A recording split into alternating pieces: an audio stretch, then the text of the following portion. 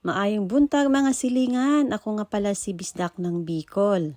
Samahan niyo ako, papunta tayo ng Sumlang Lake sa Kamalig, Albay. Ito ay isang famous destination na makikita dito ang Mount Mayon.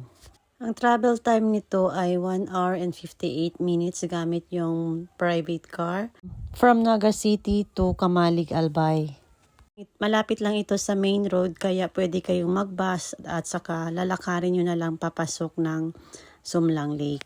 Pero kung gusto nyo sumakay ng bus, meron din. Pwede na kayong huminto sa tabi ng kalsada para pumasok. Pagkapasok nyo ng entrance, meron po tong entrance fee na 100 pesos per person. Ang kagandahan nito, wala namang limit kung anong oras kayo uuwi. Ang kagandahan dito, besides sa meron tayong magandang scenery na makikita mo talaga yung Mount Mayon, meron dito mga rides kagaya ng balsa, kayak at saka yung aqua bicycle.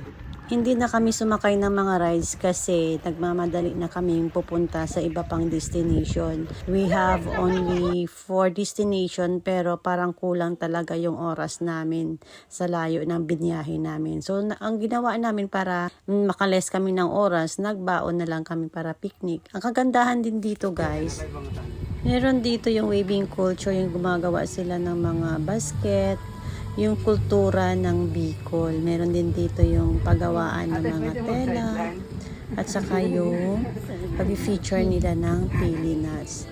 Ito yung trademark kasi ng Bicol, yung pili nuts. Yan. If you are planning to go Sumlang or iba pang destination, kailangan ahead of time nakaplano na kung ano yung una yung pupuntahan. Ang ginawa din namin, gumamit kami ng GPS para hindi kami mawala. Para hindi masasayang yung oras nyo kaka-travel kasi malalayo yung destination. Ang dapat nyong gawin ay kung ano yung malalapit, yun ang una nyong puntahan. Para hindi masasayang yung oras nyo sa kaka-travel. Ang maganda din dito guys, meron silang cafe, yan, parking lot. Yan, marami dito guys na napakagandang scenery, relaxing view at saka maganda to para sa pamilya.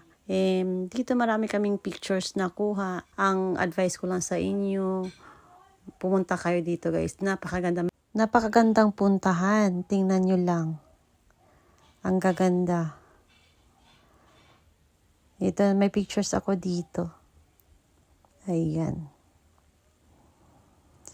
Mabuti na lang guys, ito yung inuna namin na pumunta dito kasi ang cottages nila medyo kukonti lang. Mabuti na una kami. Libre naman yung mga cottages, wala naman pong bayad. Kaya timing na nagbaon kami for picnic, doon na kami kumain. Hindi nyo na kailangan na kain pa sa mga restaurant or masasayang pa yung oras nyo sa kakahintay. Na-maximize namin yung time namin papunta ng Sumlang Lake. Thank you for watching. Don't forget to share and follow. Thank you.